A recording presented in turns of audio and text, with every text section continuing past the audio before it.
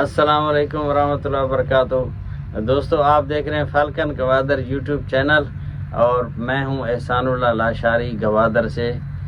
آج ہم انشاءاللہ تعالی ڈسکس کریں گے کویت کی انویسٹمنٹ جو پاکستان میں آ رہی ہے اس حوالے سے اور اس کے گوادر پر کیا اثرات ہوں گے۔ انشاءاللہ تعالی ہم اس حوالے سے بات کرتے ہیں، اور اس سے پہلے میں آپ کو عرض کرتا ہوں، اگر آپ نے ابھی تک میرے چینل کو سبسکرائب نہیں فرمایا، یہ آپ کا اپنا چینل ہے، اس کو سبسکرائب فرما لیں، بیل آئیکن کو لازم پریس فرما لیں۔ آنے والے وقت میں جو بھی گوادر کے حوالے سے میں ویڈیوز بناؤں وہ آسانی سے آپ تک پہنچتی رہیں۔ تو ابھی ہم بات کریں گے کویت کی انویسٹمنٹ کی۔ تو اس سے پہلے اگر ہم یہ سمجھ لیں کہ کویت کے مسائل کیا ہیں، کویت کیوں انویسٹمنٹ کرنا چاہتا ہے، تو میرے خیال میں یہ آسان ہوگا گوادر کے حوالے سے سمجھنا بھی۔ کویت ایک بالکل چھوٹا سا ملک ہے اور بالکل چھوٹا سا اس کا ساحل سمندر ہے اور اس کا رقبہ بہت کم ہے اور اس کے پاس دولت بہت زیادہ ہے۔ دنیا میں تیل کے سب سے بڑے جو ذخیرے ہیں وہ کویت کے پاس ہیں، اس وجہ سے کویت کی کرنسی بھی بہت مضبوط ہے، پوری دنیا میں پہلے نمبر پر ہے۔ تو اب مسئلہ یہ ہے، ان کے پاس پیسہ تو ہے لیکن پیسہ لگائیں کہاں؟ انڈسٹری لگائیں، انڈسٹری کے لیے تو جگہ کی ضرورت ہے، اور اگر فار ایگزامپل وہ باہر انویسٹمنٹ کرتے ہیں تو کون سے ملک میں انویسٹمنٹ کریں؟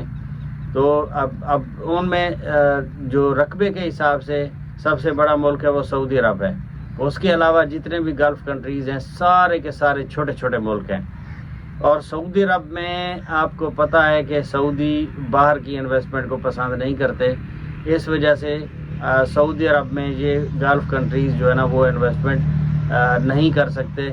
تو اس وجہ سے ان کو باہر کی دنیا کی ضرورت ہے، اور پاکستان پر ان کا اعتماد بہت زیادہ ہے ماشاءاللہ، تو اس وجہ سے وہ پاکستان میں انویسٹمنٹ کرنا چاہ رہے ہیں۔ اور جو پاکستان نے ایک ادارہ بنایا اسپیشل انویسٹمنٹ فیسیلیٹیشن کونسل، اس کا مقصد ہی بنیادی طور پر یہی تھا کہ جو عرب ممالک ہیں ان کو گائیڈ کیا جائے اور پاکستان میں انویسٹمنٹ کے حوالے سے ان کو دعوت دی جائے، اور انہوں نے سب نے اچھا رسپانس دیا ماشاءاللہ۔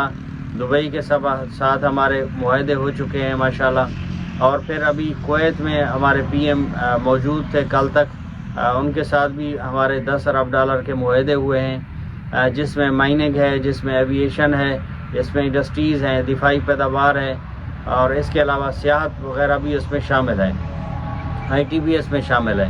تو 7 معاہدے ٹوٹل ہوئے ہیں۔ اس حوالے سے میں آپ کو بتاتا چلوں اس کے گوادر میں کیا اثرات ہیں۔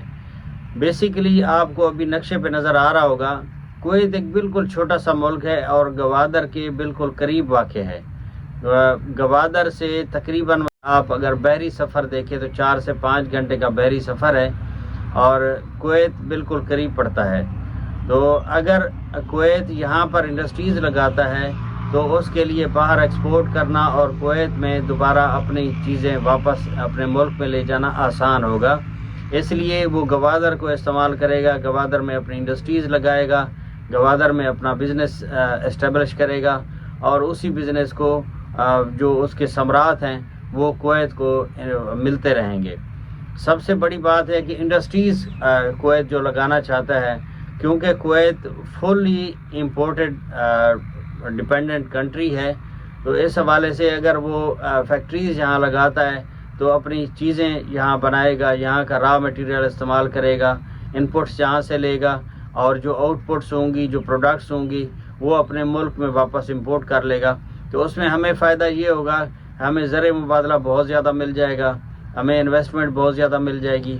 10 ارب ڈالر کی انویسٹمنٹ بہت بڑی بات ہے، اور پھر سب سے بڑی بات یہ ہے کہ ہماری مین پاور کھپے گی، جہاں پر ہماری جو امپلائمنٹس ہیں وہ کریٹ ہوں گی، بے روزگاری کا خاتمہ ہوگا، اور انشاءاللہ تعالی پاکستان کو اس کا بہت بڑا فائدہ ہوگا، اور کویت کو بھی اس کا فائدہ ہوگا۔ اور اس کے علاوہ انشاءاللہ تعالی اس وزٹ میں انشاءاللہ تعالی قطر شامل ہے، سعودی عرب شامل ہے، بحرین شامل ہے۔ تو انشاءاللہ تعالی آگے بہت بڑی خبریں پاکستان کے لیے انشاءاللہ تعالی کھڑی ہیں۔ تو امید ہے آپ کو کویت کے حوالے سے سمجھ آ چکی ہوگی۔ ملتے ہیں اگلی ویڈیو میں۔ اللہ حافظ۔